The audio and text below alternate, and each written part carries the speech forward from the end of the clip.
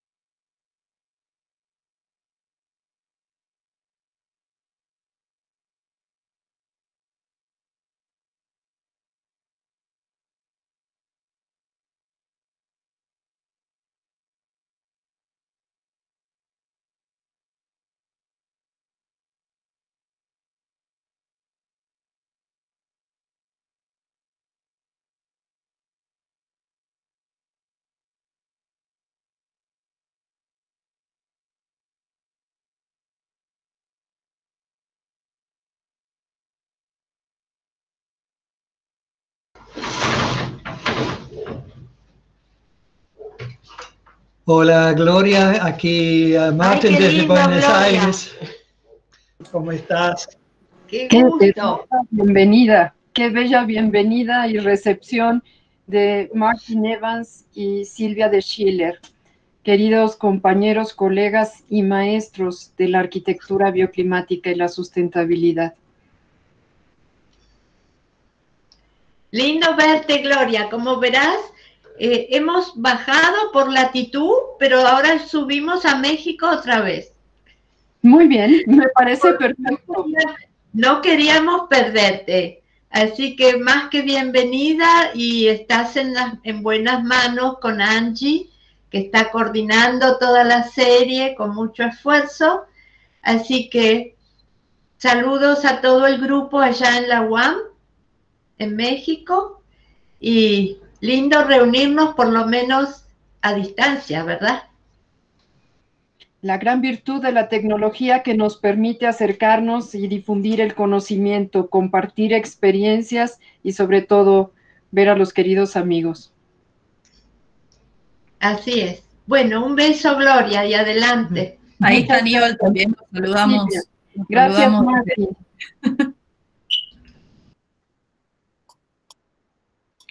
Bueno, si les parece, podemos ir empezando. Bueno, como saben, esto es parte de nuestro ciclo que se llama Latinoamérica Sustentable, que parte de la maestría en sustentabilidad en arquitectura y urbanismo de la Facultad de Arquitectura, Diseño y Urbanismo de la UBA. Así que hoy tenemos nuestra tercera charla, que es con la magíster y candidata doctora Gloria Castorena, que va a estar hablando del valor ambiental del patrimonio histórico. Como les comentaba Silvia recién, nosotros estamos haciendo un barrido según latitud, por latitud, empezamos desde México hace un par de semanas. Hoy volvimos para México, hicimos Panamá, ahora volvemos a México y vamos a seguir bajando. La charla que viene es con Bruno Estaño, que es de Costa Rica, y así seguiremos hasta llegar al cono sur donde estamos nosotros, en Buenos Aires. Bueno, así que como les comentaba, el formato es, primero vamos a estar escuchando la presentación de Gloria. Después de eso vamos a hacer un intercambio de preguntas y respuestas, y de comentarios, debate, así que cualquier cosa, si no tienen micrófono o algo, lo pueden escribir en el chat, yo lo puedo leer, pero si no, la idea es que ustedes hagan las consultas y charlemos entre todos, así no nos sentimos tan solos en esta pantalla. Bueno, primero voy a arrancar por contarles un poco sobre Gloria. Gloria María Castorena Espinosa es arquitecta por la Universidad Nacional Autónoma de México, especialista en diseño ambiental, maestra en diseño en la línea de arquitectura bioclimática por la Universidad Autónoma Metropolitana y actualmente es candidata a doctora. Es catedrática en la UAM, nunca puedo decir los nombres mexicanos, así que pido disculpas por la segunda parte, desde 1988 a la fecha, en la carrera de arquitectura y en el posgrado en diseño bioclimático. Ha adquirido experiencia profesional al trabajar como directora de obras públicas y desarrollo urbano en la municipalidad del mismo nunca puedo, de 1994 al 97, y como asesora de presidencia en temas de urbanismo y arquitectura. Ha desarrollado proyectos nacional, educativo, comercial y en el de la salud con estrategias de diseño para la ventilación natural ante el COVID. Actualmente es jefa de área de investigación en arquitectura bioclimática en la UAM, así que ahora vamos a empezar a escuchar lo que tiene para contarnos. Adelante, Gloria, estaremos acá para encontrarnos después con las preguntas. Muchas gracias, Angie. Permítanme compartir la pantalla. Perfecto. Creo que la tenés compartiendo, te diría que la dejes de compartir y la vuelvas a compartir, así a todos les aparece como prioridad, digamos. Ahí está.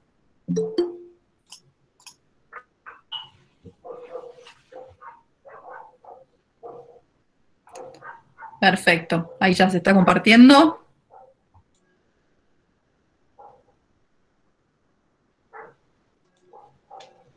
Nada más dame oportunidad. Tengo aquí un mensaje.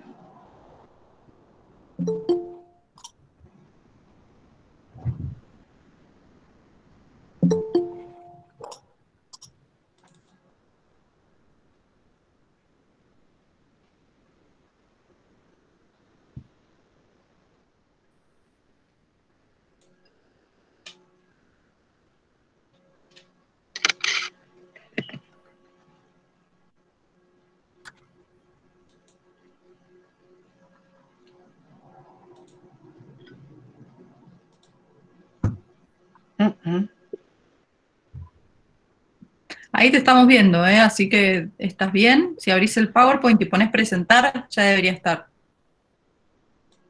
Lo que va a pasar es que nos vas a dejar de ver a nosotros. Perfecto, ahí se ve perfecto. Muy bien. Muchísimas gracias, Angie, y gracias a la Universidad de Buenos Aires a través de la Facultad de Arquitectura, Diseño y Urbanismo por la invitación a tan relevante evento de Latinoamérica Sustentable. Y vamos a hablar sobre el valor ambiental del patrimonio histórico en México. Los valores en la arquitectura. La arquitectura va a reflejar los valores de una sociedad por la interacción del hombre con los recursos naturales. Esto quiere decir que la estética, la función, los materiales, las estrategias de ocupación del territorio, los medios de producción, la economía, la religión y la cultura forman parte de estos valores de una sociedad que obligadamente tiene que estar vinculada con los recursos naturales.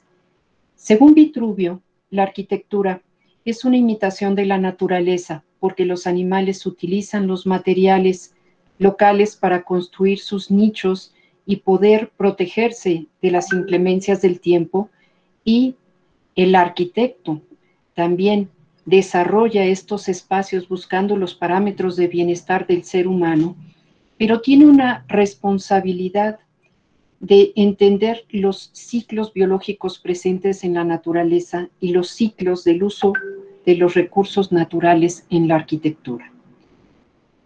Un ejemplo es el ciclo del agua. El ciclo del agua en la biosfera es la sangre de la vida que ha estado presente a lo largo de la historia de la vida, no del hombre, sino de todas y cada una de las expresiones de vida. Y el ciclo del agua en la arquitectura tiene que tener la misma responsabilidad de utilización, reutilización, tratamiento e incorporación dentro de este medio natural para poder conservar los recursos. De esta forma, la arquitectura debe responder a través de un valor ambiental a las necesidades del hombre para ser reflejo o imitación de la naturaleza. Bajo este principio, se establece una metodología para el análisis ambiental en los edificios históricos, porque considero que estas edificaciones han tenido parte de estos antecedentes importantes que desde un principio les vincularon estrechamente con su medio natural, con su clima, con sus materiales, con la necesidad de tener elementos bióticos como parte incorporada, y que de alguna manera estos antecedentes son viables de retomar. Por ello, la necesidad de establecer una metodología que nos permita acercarnos a los edificios y entender este vínculo con su sitio, con su clima, sus materiales y las necesidades culturales. La arquitectura se va a estudiar no únicamente como un ente independiente, sino como entorno natural en las diferentes escalas, sea este arquitectónico o sea este en gran escala a nivel urbano. Así, vamos a establecer un análisis del sitio y la condición macroclimática, un emplazamiento y una orientación de las edificaciones dentro de su entorno físico. Vamos a determinar cuáles son los materiales que se utilizaron y los sistemas constructivos que se desarrollaron como parte de la experiencia del hacer arquitectónico, y las estrategias de diseño bioclimático, que estas no cambian porque los requerimientos humanos siguen siendo los mismos: calentar o enfriar un espacio, humidificarlo o deshumidificarlo, utilizar la inercia térmica y la masividad o buscar la ligereza y transparencia de los muros, como transparencia térmica o intercambio con el exterior, y la ventilación. La ventilación como una estrategia que hoy en día toma mayor fuerza dados los problemas de contaminación y los problemas pandémicos que estamos viviendo. Antes de obtener conclusiones, sería dentro de estos edificios históricos con vinculación ambiental determinar las tecnologías que diseñaron y que les permitieron operar bajo un parámetro de sobrevivir, de sobrevivencia, que hoy llamamos bajo un parámetro sustentable ante todos y cada uno de los elementos necesarios para su operación. Estas tecnologías ambientales respondían a una época, a el avance científico y tecnológico y la experiencia que tenían las propias culturas, y a partir de ellos se suman cada uno de estos principios dentro de conclusiones de diseño con valor ambiental. Estas edificaciones, si están en pie, pueden ser evaluadas, simuladas a través de modelos para tratar de referir el comportamiento climático en su momento en base al comportamiento que está teniendo el clima. Claro, actualmente este comportamiento no es lineal, sino que está teniendo alteraciones que lo llevan a una línea exponencial, pero podemos simular las condiciones igual que en base al análisis de los materiales se pueden hacer los cálculos y las simulaciones necesarias para su entendimiento. El patrimonio histórico edificado en México tiene un parámetro muy importante. El primero corresponde a la primera presencia de la arquitectura, como los asentamientos los asentamientos rupestres, que hay algunas cuevas y hay algunos antecedentes muy relevantes tanto en el norte como en la parte colindante al Valle de México, pero sobre todo la parte ya de la expresión arquitectónica como una propuesta de diseño surge como una arquitectura indígena, una arquitectura local que se va desarrollando a lo largo de la línea del tiempo y que, no importando las fechas ni los momentos históricos, hoy en día, en el 2020, sigue existiendo como una arquitectura vernácula y que esperemos que continúe con esta línea de tiempo y que los conceptos y los preceptos se puedan seguir aplicando en estas edificaciones que son arquitectura viva de conocimiento permanente.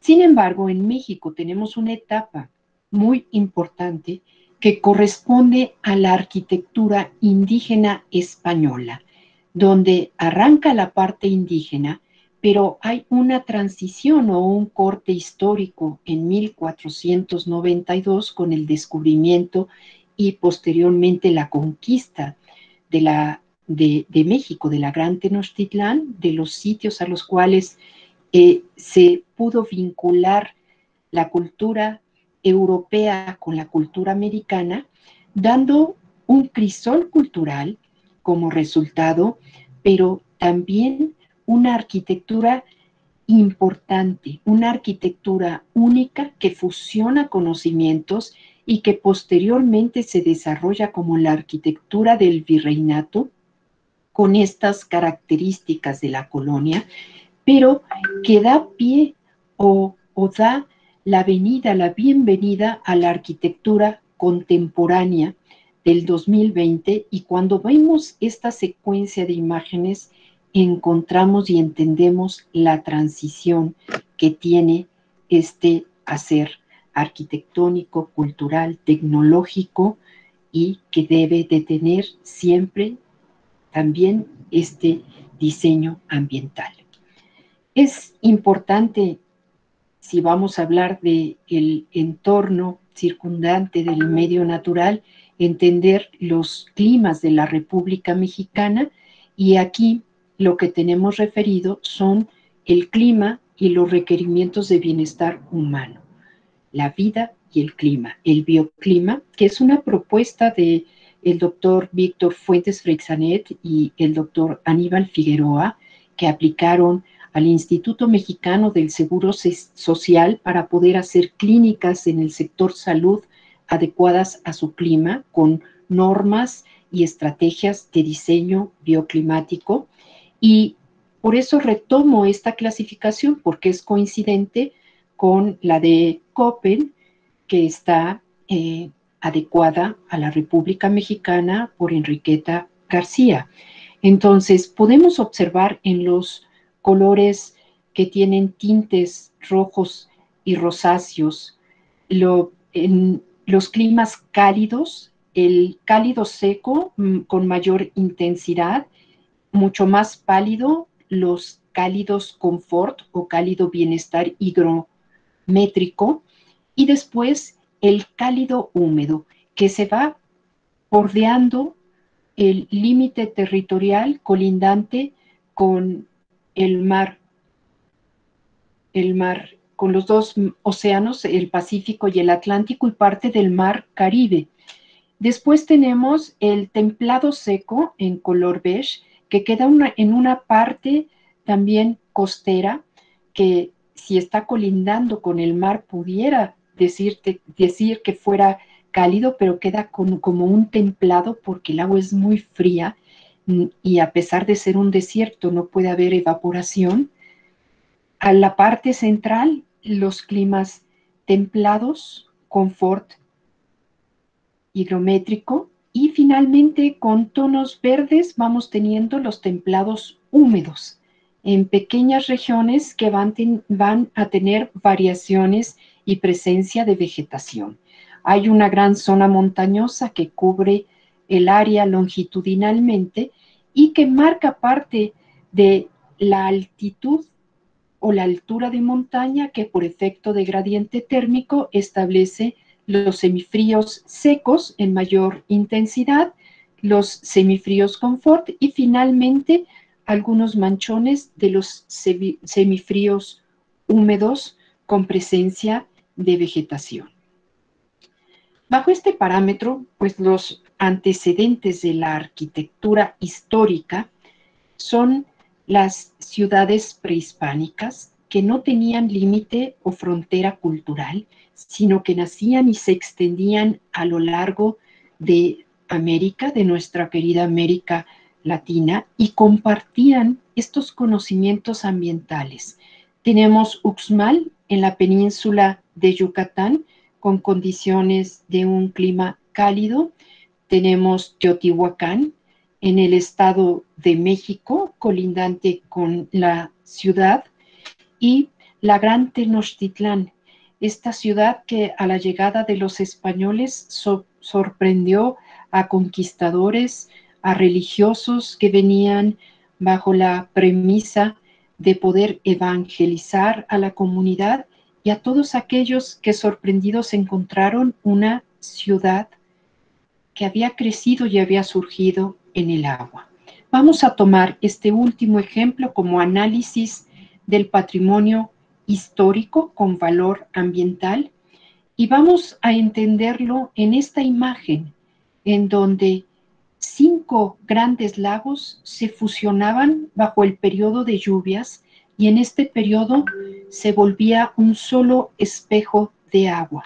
Al centro, en un islote que fue construido artificialmente, está la gran ciudad con una traza en los ejes norte, sur, oriente, poniente, que marcaban la posición y los puntos cardinales como un elemento de ubicación para el emplazamiento y la orientación de las edificaciones.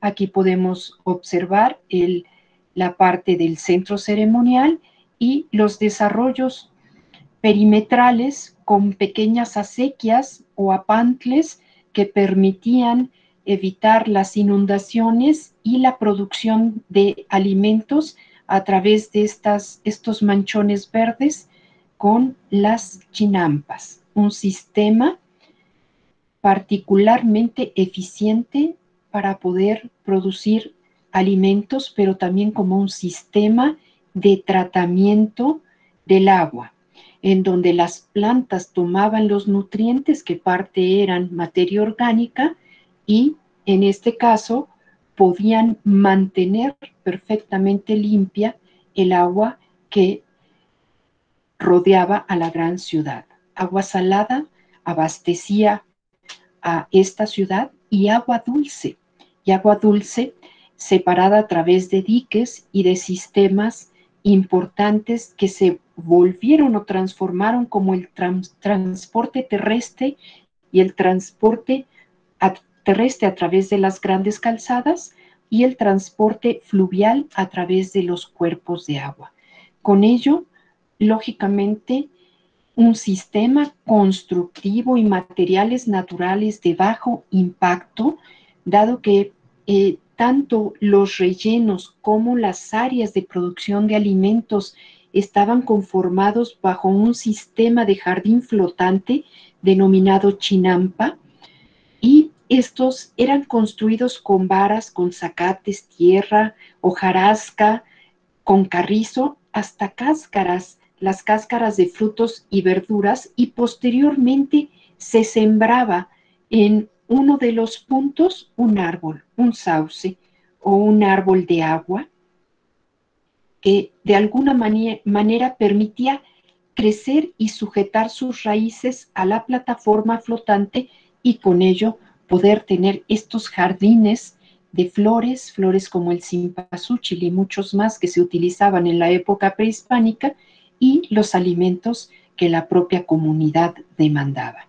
Esto era un sistema natural de reforestación, un sistema natural de conformación de un paisaje urbano que estaba protegido por toda esta orografía, toda esta zona montañosa, que no solo permitía la protección del viento y la seguridad, sino que además también abastecía, aparte del agua y los sistemas hidrológicos del propio lugar. Aquí les muestro parte de este sistema de chinampas. Las imágenes son actuales porque este sistema forma parte todavía de esta entidad, se denomina la localidad Xochimilco, y realmente ha sido un elemento sumamente importante porque en ellas se podía tener producción a lo largo de todo el año, y la producción derivaba en 7 cosechas, cuando un terreno normal que puede tener agua de riego o agua proveniente de la estación o los periodos de lluvia puede dar como producción 2 cosechas. Entonces, bajo este parámetro, creo que la importancia de la sustentabilidad va más allá, porque la Organización de las Naciones Unidas para la Alimentación, la FAO, ha establecido que el 70% de la deforestación en América Latina tiene que ver con la producción de alimentos, con la parte de la agricultura extensiva y comercial. Y en este sentido, estos sistemas que estamos viendo son sistemas que permitirían cubrir más allá del 60% que se tiene que incrementar en América Latina y el Caribe como producción para poder cubrir la demanda de la población mundial en los próximos años. Si hoy estos alimentos cubren el 25% de consumo, los que se producen en América Latina y el Caribe, pues esta demanda creciente con una población creciente exponencialmente podría tener sus soluciones ambientales a través del análisis de una estructura urbana de operación de nuestras grandes ciudades como antecedente del patrimonio histórico. Pero si recordamos la línea del tiempo, esta es una arquitectura que quedó abandonada y que hoy tenemos como referencia, que abrimos el libro para entender su comportamiento y para seguir explorando. Pero hay otra arquitectura que ha corrido en esta línea del tiempo y se mantiene viva. Y esa es la arquitectura vernácula, la arquitectura tradicional. Las diferentes expresiones que tenemos de esta arquitectura tradicional mexicana son ejemplos vivientes que se pueden realmente evaluar, que puede uno acceder a ellos y puede percibir los parámetros y sensaciones de bienestar.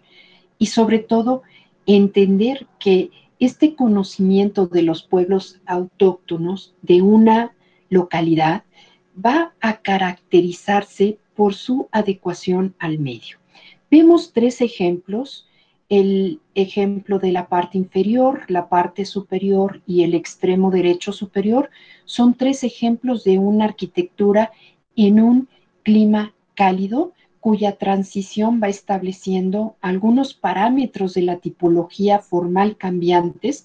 Aquí tenemos muros transparentes, muros que respiran y que dan esta transparencia térmica, una cama, que es una hamaca, que funciona estratégicamente como mobiliario arquitectónico para no tener contacto y no establecer este intercambio térmico a través de la conducción, sino al contrario, permitir que el calor que disipa el cuerpo humano a través del viento pueda perderse a través de la convección. Y esto es al exterior, pero a veces la cubierta en la parte superior tiene una salida y estas salidas de la cumbrera hacen que el viento al interior también encuentre este espacio para escapar y puedan protegerse del entorno a través de un emplazamiento donde una le hace la sombra a la otra y así sucesivamente dentro de un entorno urbano. A veces estos muros son tan transparentes que de repente desaparecen, solo se vuelven un límite de privacidad, un límite de intimidad, pero permanecen los materiales con las estrategias para poder respirar no solo a través de los muros, sino en muchos casos a través de las cubiertas o ventilarse entre el paso de la teja que permite la ventilación. Y bajo los requerimientos locales, los muros se van transformando y van ocupando parte del espacio sin que por tener un contacto físico con el exterior, pierdan esta vinculación. Este es el caso de Taos, pueblo indio en Nuevo México, y aunque aquí aparece fuera del límite territorial, recordemos que México tenía casi una tercera parte de la extensión de lo que actualmente tenemos como territorio hacia el norte de América, y el pueblo Taos indio de Nuevo México se ubica en el límite o la frontera con nuestra República Mexicana. ¿Cuáles son las características de este pueblo? Este pueblo se asienta en el desierto bajo condiciones extremas, esto es que pueda hacer calor en el verano y en el invierno pueda haber presencia de nieve, y siendo un clima de desierto, tiene un nivel muy bajo de humedad y por lo tanto las variaciones y las oscilaciones térmicas son muy amplias, y con ello han encontrado el cobijo que requieren utilizando el barro, la tierra como material local que permite generar estas edificaciones que se van sumando una a otra, como cuando tenemos frío y buscamos el cobijo de la persona contigua. Así esta arquitectura se va uniendo y se va sumando, compartiendo la cubierta de una para hacer la terraza de otra, el acceso de uno para tener la entrada del próximo. Y esto es un ejemplo muy claro de una arquitectura vinculada y articulada socialmente, pero también vinculada y articulada con su propio entorno natural. Pareciera que se hubiera pintado igual que hubieran pintado las montañas, y que cuando cae la nieve en la montaña, cae la nieve también en la propia edificación o el conjunto de habitaciones, y de esta manera, a pesar de que había una clara misión de evangelización y había los principios de la edificación, las normas y las ordenanzas, a pesar de ello, la propia arquitectura religiosa encontró su propio material, su propio cobijo, su propia expresión térmica, con una gran masa y pequeños vanos, y con ello la adecuación no solo al medio natural, sino a las necesidades estilísticas, funcionales y ambientales de una comunidad. Hay, como lo mencionábamos en un principio, una parte de transición en la arquitectura histórica, cuando nace una nueva sociedad, un crisol étnico que conlleva a el enriquecimiento en algunos casos, y en otros a la destrucción del conocimiento anterior, como el haber secado los lagos que conformaban la Gran Tenochtitlán, en lugar de desarrollar la ciudad a partir de su propio entorno. El haber destruido los diques les llevó a no entender el proceso para evitar inundaciones, y en los años subsecuentes se fueron dando cambios en el entorno natural, la pérdida del cuerpo de agua y la relación con los cuerpos de tierra, el movimiento de la vegetación, la explosión de la población que subió hacia las montañas o se escondió entre áreas que estaban totalmente distantes a los centros religiosos, a los centros ceremoniales, y con esta transición también se da una transculturación, en donde podemos observar los órdenes provenientes de Europa con estas proporciones alargadas de vanos y con un ritmo muy claro que antecede a la arquitectura española, con las arquitecturas de los diferentes lugares que tuvieron como influencia y que vemos reflejada en este caso en Tlacotlalpan, en Veracruz, la zona de la costa colindante con el océano, en este caso en un pequeño borde, aunque aquí tiene una influencia directa por un gran río que está en la parte de atrás de estas edificaciones. Ese es el cuerpo de agua que colinda con estas edificaciones, y hay un dispositivo de control a través de estos pórticos, un sistema de ventilación a través de la utilización de la teja, una ventilación cruzada de una ventana que queda abierta y una puerta que queda abierta hacia el otro extremo donde están los cuerpos de agua, y que establece una estrategia de climatización presente en un lugar donde hay un alto régimen pluvial. ¿Ah? Pero con el color de los pueblos locales que explota tanto en Veracruz como en la Ciudad de México, con un orden distinto, como estos ejemplos de Tlalpan, como una arquitectura colonial con algunas características importantes, ahora en un clima semifrío que demanda de poder cerrar a través de obscuros o postigos los vanos para poder aislarnos durante la noche, y que la masa se va sumando como elemento de aislamiento térmico.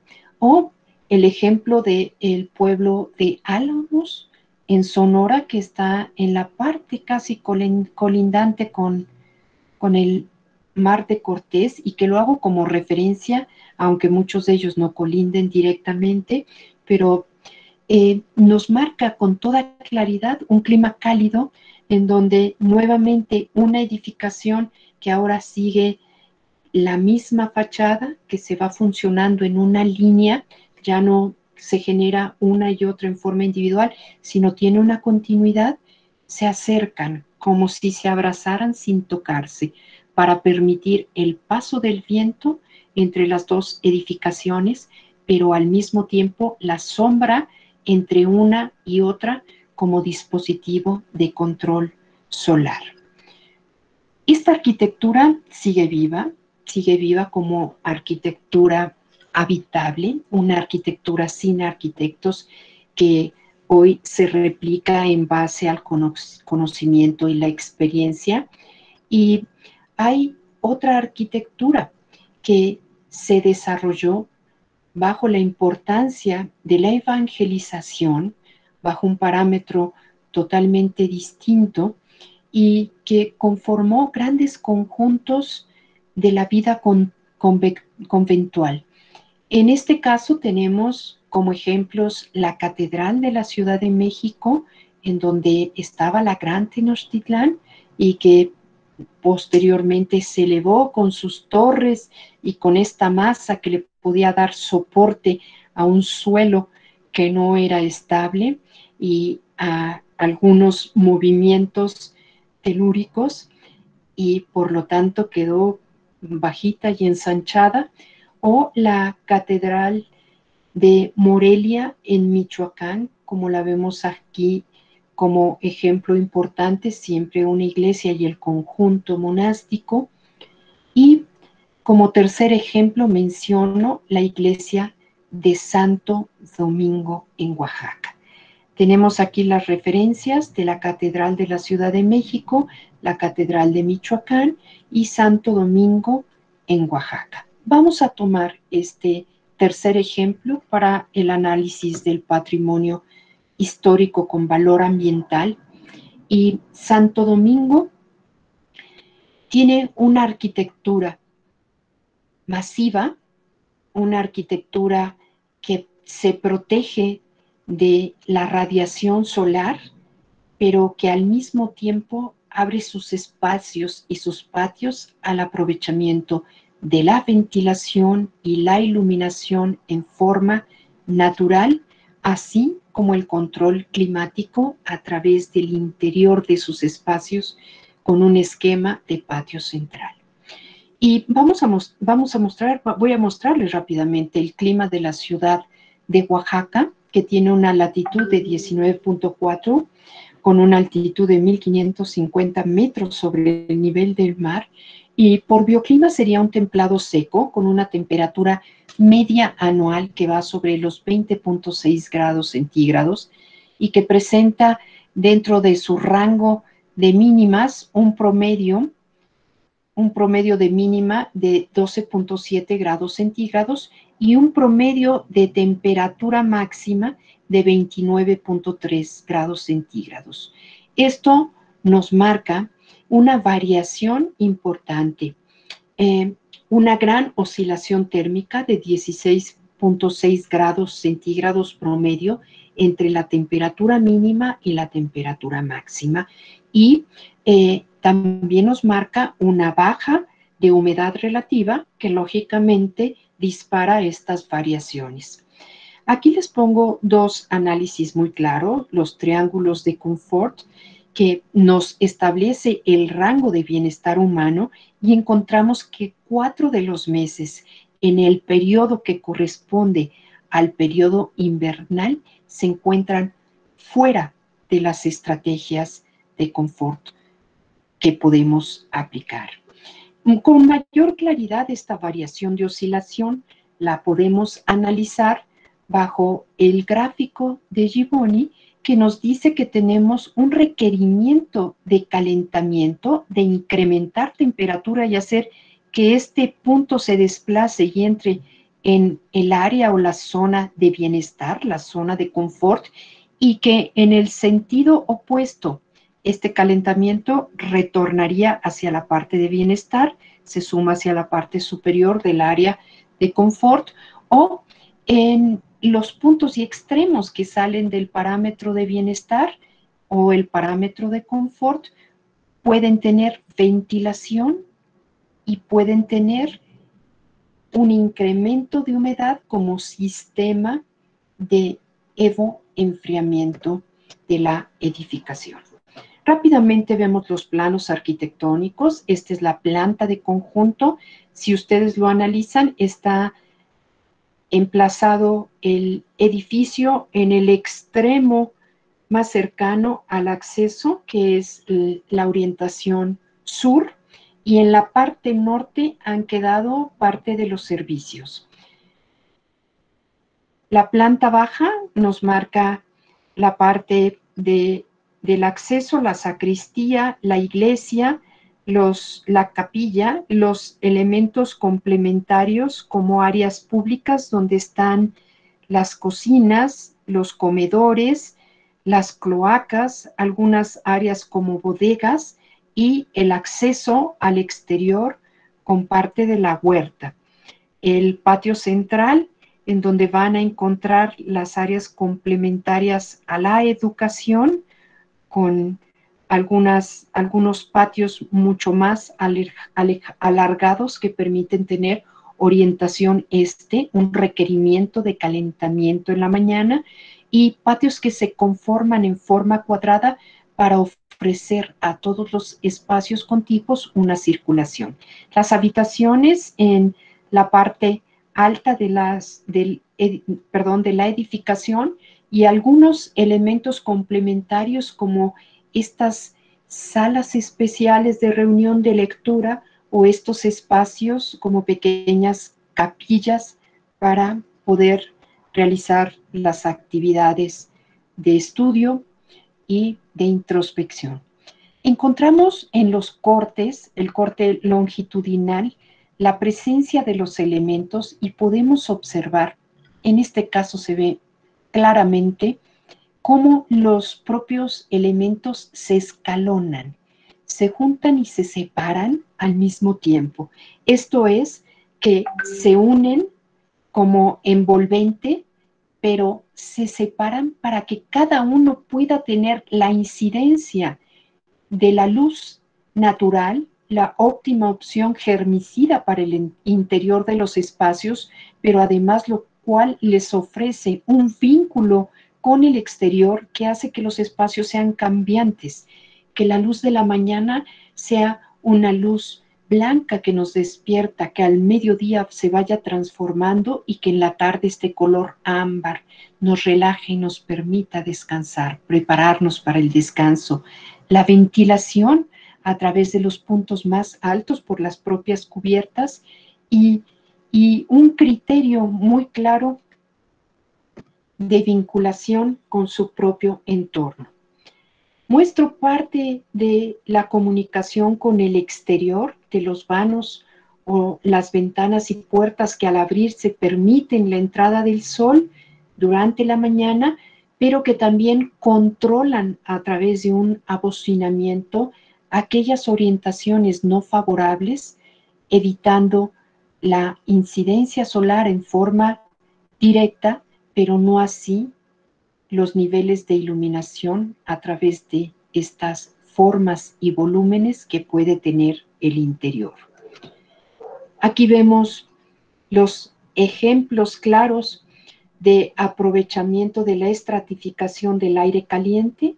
Si vemos este esquema, son en este caso dos crujías que se unen por una cubierta, por una gran bóveda, y esta bóveda hace la unión para poder tener una circulación a la sombra, pero en la parte superior vemos las salidas de aire caliente, estas salidas que permiten que el aire, al ir tomando mayor temperatura, busque el punto alto y pueda establecer su comunicación térmica con el exterior.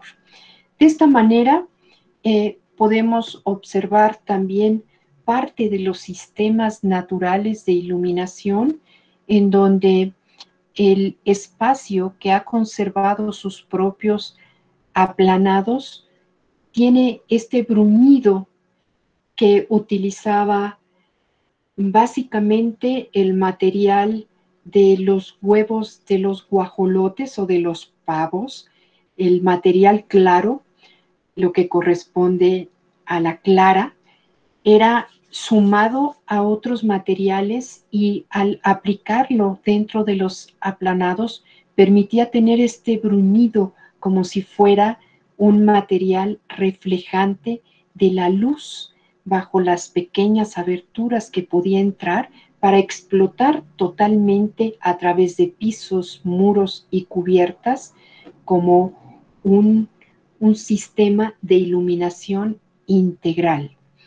Parte de estos espacios han sido restaurados, tuvo una importante restauración todo el conjunto y hoy bajo opera como un museo, pues lógicamente sus parámetros de temperatura y de humedad van siendo monitoreados y controlados, pero pues hoy ya hay iluminación artificial, que es un componente agregado para poder exhibir los objetos que están en el lugar como una iluminación de acento, pero todavía los espacios siguen teniendo este brillo y esta luz tan importante que les hace únicos y que finalmente no se transforma únicamente en aprovechamiento de la iluminación, sino también en un efecto escénico muy importante. Los relojes solares, uno de 1998, mucho posterior, uno de 1639, probablemente se perdió uno de ellos y entonces hubo que construirlo y poner la fecha correspondiente, pero este detalle en la arquitectura, de que la arquitectura tiene una referencia de tiempo para las funciones y las actividades, pero también tiene una referencia histórica de una tecnología ambiental para poder conocer el tiempo que no demandaba más que el rayo solar y un estilete y un conocimiento de la trayectoria solar basado en la geometría para poder operar.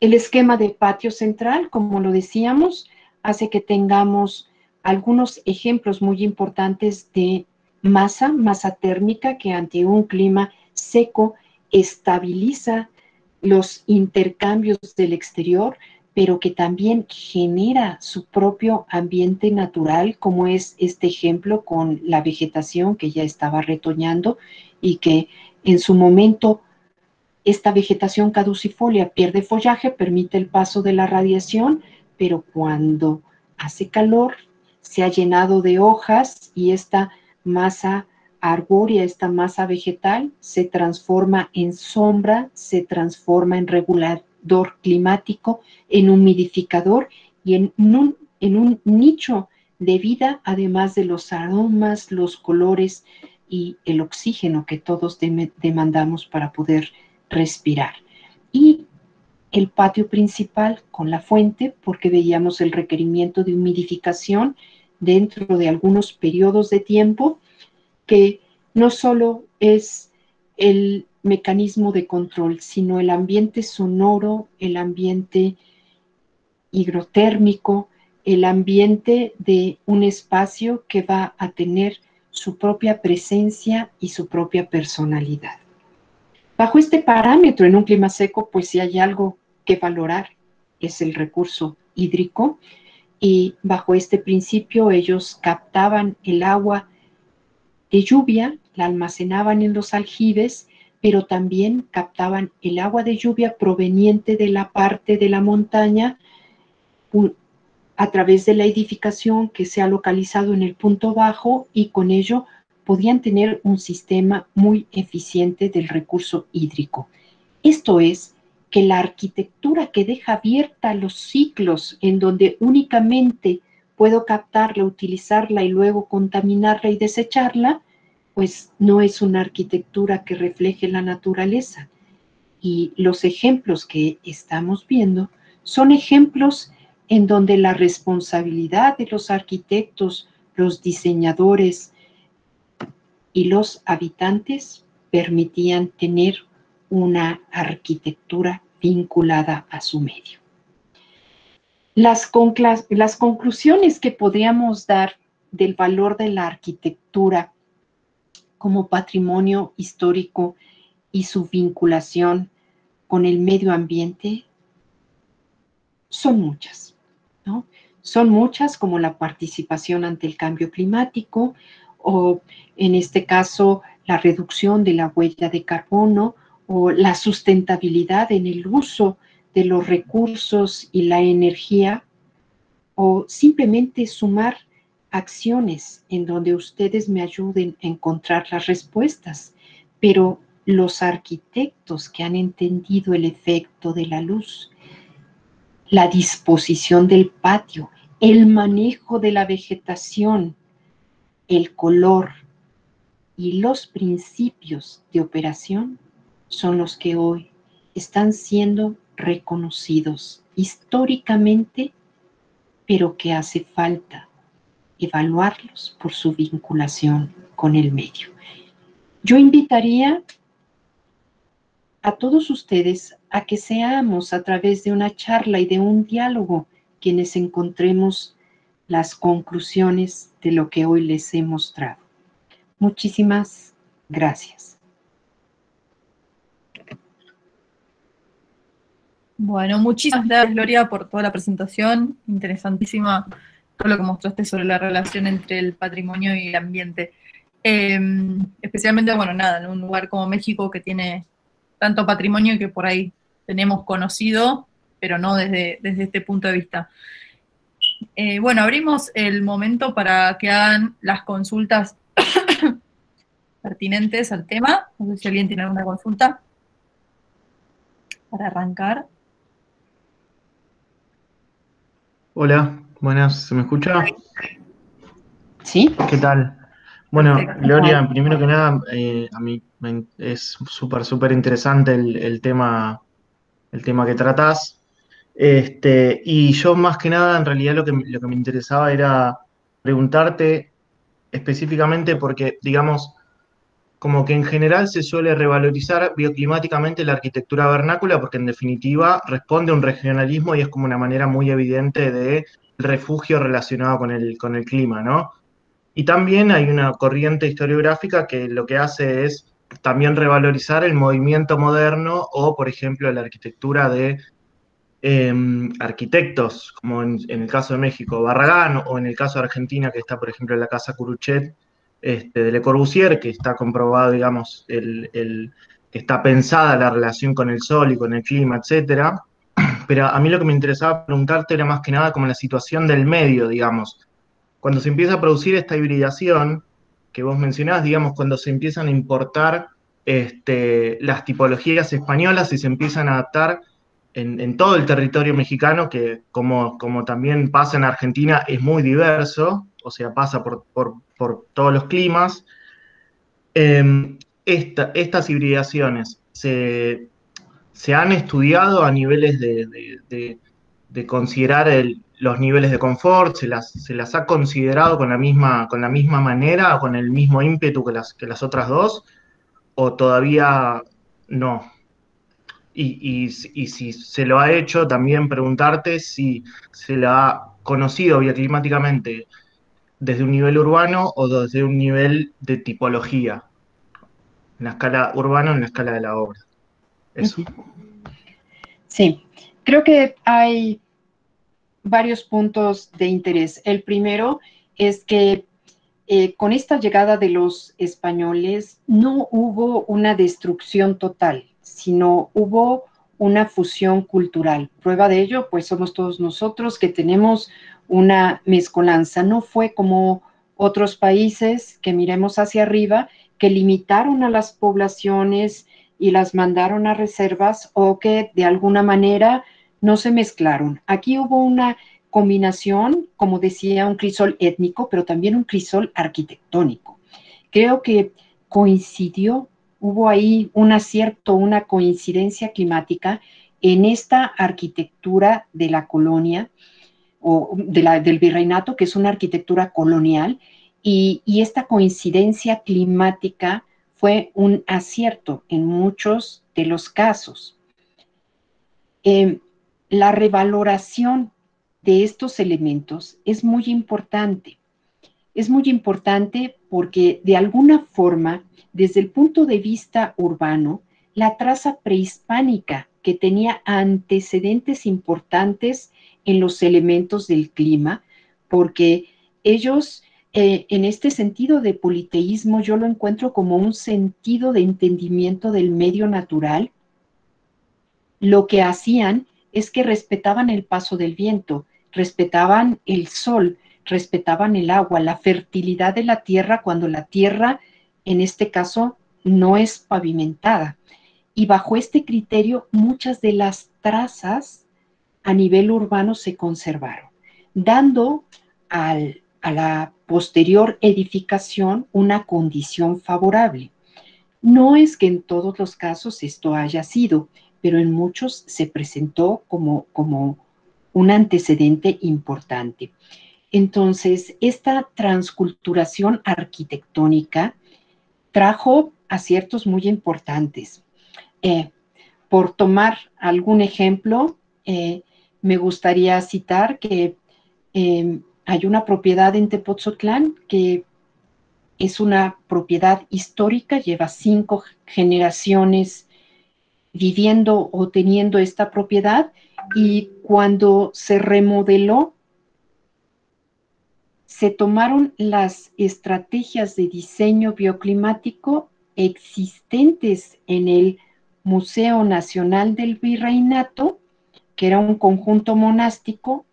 Muchas de ellas se replicaron, aunque muchas de ellas ya existían, y hacían la forma de operación de estas construcciones, y al final la evaluación era certera.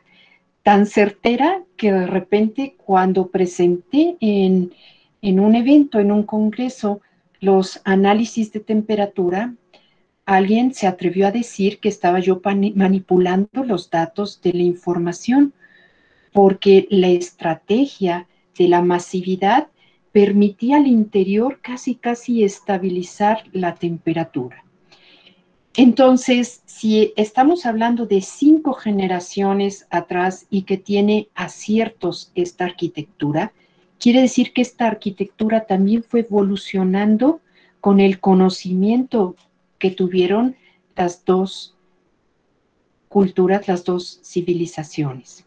Entonces, desde mi punto de vista, no la arquitectura vernácula, sino aquella arquitectura que va creciendo, que va modificándose, pero que perdura y que no se vuelve vernácula, sino tradicional, que se vuelve una tradición como proceso, edificación, sistema constructivo, materiales, orientación, pues tiene una parte asertiva, porque al final también es experiencia con el tiempo, también es conocimiento, también tiene implícito el acierto y el error. No sé Guido, sí, con ello respondo a tu pregunta. Sí, sí, en realidad se abren un montón de variables y multiplicidad de cuestiones, pero sí, la verdad que a mí me interesa muchísimo el tema, así que te agradezco mucho por la respuesta. No, al contrario, gracias. Agrego, Gloria, que Guido es maestrando de nuestra maestría y justo se está haciéndola sobre un tema de patrimonio de Buenos Aires particularmente, bueno, no, en realidad de varios puntos del país, ¿no? Sí, en bueno. varios climas, digamos, tipologías tradicionales de pequeños Exacto. centros urbanos del país y su abordaje bioclimático, digamos, que es muy similar a lo que vos hablabas hoy. Sí, así que está muy en tema. Así es. Gracias. Qué bueno que estén tomando este tema, porque realmente hay mucho escrito del patrimonio histórico, pero hay poco escrito y documentado del patrimonio ambiental. Y en muchos casos esto se va perdiendo. En el propio museo se encontró un secador solar como un elemento muy importante y tenía un piso radiante de barro grueso. Y bueno, en el cambio de las direcciones de este edificio para su operación administrativa, decidieron quitar este piso sin tener el conocimiento de que era una tecnología ambiental de una época y plantaron una secuencia de árboles al frente que hoy el lado sur bloquea totalmente la función y operación de este sistema. Claro, perfecto. Bueno, muchísimas gracias por la respuesta. Acá sigo con otra pregunta que hace Irene, que dice lo siguiente. ¿Se han analizado estudios técnicos que cuantifiquen las bondades bioclimáticas de las construcciones valoradas patrimonialmente que aquí fueron descritas? Creo que sí. Un poco. Realmente se utilizan todas las tecnologías actuales, como los modelos de simulación a escala a través de maquetas, los modelos de simulación numérica, tratando de establecer los comportamientos térmicos con un balance, y igual que ello, se puede medir, cuantificar y entender el comportamiento de estas edificaciones. Por ejemplo, si hay un gran dispositivo tecnológico para el tratamiento de agua y tiene 2 cámaras, pues se puede medir, se pueden sacar las dimensiones y entender el proceso de ocupación para poder tener las 2 vertientes operando y solventar el problema del recurso hídrico, ¿no? Se puede monitorear, muchos de ellos han sido cambiados en su función porque se transforma de un espacio habitable a un espacio religioso a un espacio museográfico. Y ahí a veces es difícil hacerles ver que es mejor dejarlo sin iluminación artificial, que vean cuál era el efecto natural de la luz y que se pueda evaluar y seguir monitoreando o en su momento poder dejar los espacios abiertos. Aquí es otro ejemplo, ¿no? Hay una cámara como sistema de enfriamiento que tiene un muro llorón. Esto es un muro en donde pasa una canaleta de agua y esta canaleta baña el muro y con esto genera por capilaridad un enfriamiento evaporativo que disminuye en 7 a 10 grados la temperatura a una temperatura colindante e interior a la sombra. Pero claro, si le cierran sus vanos donde pasa el viento como sistema de enfriamiento, si le cortan el agua y si le ponen luces y lo llenan de objetos para simular lo que en su momento estaba, pues la transformación a veces no permite tener los datos reales, pero sí se pueden hacer simulaciones a través de los modelos numéricos para evaluar este comportamiento. Entonces sí hay las herramientas porque es lo mismo que evaluar la arquitectura que vas a ocupar cuando quieres transformarla y volverla mucho más saludable, ¿no? Buenísimo, muchas gracias, Gloria. Agrego a esa consulta otra de Fernando que dice, ¿se siguen estudiando o desarrollando tecnológicamente esas soluciones constructivas o de acondicionamiento? Supongo que se refiere a las que estuviste mencionando y cómo se traslada eso a la arquitectura contemporánea.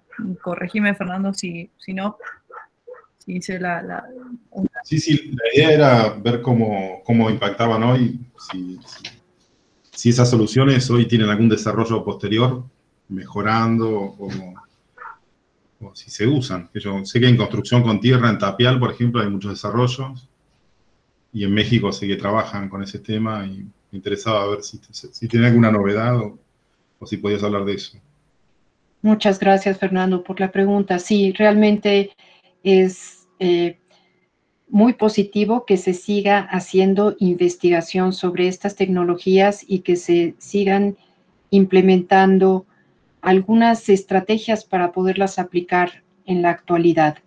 Tenemos un profesor que ha estado investigando muchísimo sobre tierra, sobre tapial, sobre adobe, sobre sistema PICE, y que de alguna manera no es únicamente el desarrollar el material para la restauración, sino que ha implicado desarrollar nuevas tipologías de vivienda que permita a los usuarios tener esta arquitectura accesible. Cabe citar que pues la población sigue creciendo, México tiene diferentes problemas económicos que tiene que solventar ofertándole una vivienda a cada uno de los pobladores, y en este sentido el poder utilizar los materiales locales, si tengo la tierra, si tengo la paja, le agrego la paja para la tensión, si tengo el término del proceso de combustión, la ceniza, le agrego la ceniza y lo vuelvo mucho más térmico y poroso. O si no tengo ninguno de estos elementos, pues utilizo el que voy teniendo como disponibilidad. Entonces, existen un sinnúmero de talleres que hoy operan en México. Ha sido una tendencia el modificar la arquitectura y encontrar estos beneficios, y hay desarrollos habitacionales de lujo verdaderamente, residenciales, que están reutilizando el adobe, el tepetate, la teja, las calles empedradas, porque han encontrado que esto le da un carácter, un sentido y un comportamiento ambiental que les permite estar en espacios más saludables en lugar de climatizarlos artificialmente. Hay algunos ejemplos de la arquitectura contemporánea con el uso de estos materiales que están siendo verdaderamente relevantes, y no es únicamente el material, sino también las estrategias de diseño que están retomándolas como conceptos para poderlos aplicar nuevamente en los diseños y en la arquitectura. Podríamos mandar algunos links. Si nos dejan correo, podemos mandar algunos links para que se puedan comunicar, y cuando vengan a México tomar un taller, de estos talleres que toman en la lejanía y que les enseñan desde cómo poder cosechar el bambú, que antes nosotros teníamos el carrizo, pero ahora se ha implementado el bambú por su rápido crecimiento, y cómo ocuparlo en estos sistemas constructivos contemporáneos. Hay una gran tendencia y eso a mí verdaderamente me da mucha alegría. Sí, bueno, desde ya, si tienen esos links, nos los comparten y nosotros se los mandamos a todos, así están todos conectados, eso sin duda. Así que lo que quieras compartir nos mandás, que nosotros distribuimos. Pero bueno, entonces ya siendo las 8:10 acá en Argentina, nada, te agradecemos muchísimo, Gloria, por toda la presentación, muy, muy interesante desde ya, así que cualquier duda que tengan sobre el tema, ya saben a quién pueden consultar, y bueno, les vamos a estar compartiendo esta información, así la tienen todos y quedamos en contacto. Muchísimas gracias de vuelta, y bueno, nos alegra haberte tenido por acá. Al contrario, muchísimas gracias, y gracias a todos por su presencia, participación. Dejo correo electrónico y sobre todo, muy linda noche Argentina, muy buena tarde México. Y un abrazo grande, Gloria, muchísimas gracias. Muy interesante el enfoque. creo que las preguntas de Guido, que es docente en una cátedra de historia, donde justamente está trabajando en su tesis, te comento, sobre cómo incorporar en la enseñanza de la historia de la arquitectura el valor y las estrategias bioclimáticas que no están muy, por lo menos por estos pagos, no forman parte de la enseñanza de la historia de la arquitectura. Entonces, esa es la tesis que está desarrollando Guido, así que con mi humilde aporte, y seguramente te estaremos consultando por todo lo que has venido trabajando en este campo. Gracias nuevamente. Claro que sí, Silvia. No sé cuánto podría aportar teniendo, en este caso, a la doctora Silvia de Schiller como tutora de tesis, pero estoy a su disposición. Claro que sí. Muy bien, buenísimo. Muy bien. Bueno, muchísimas gracias. Gracias, Martín y Silvia, los saludo también. Y nos vemos, el lunes que viene, que vamos a estar hablando desde Costa Rica con Bruno Ostaño sobre arquitectura tropical. Así que después le estaremos mandando toda esa información. Bueno, muchísimas gracias, Gloria, muchísimas gracias. Muchísimas gracias a la Universidad de Buenos Aires. También ahí te vemos.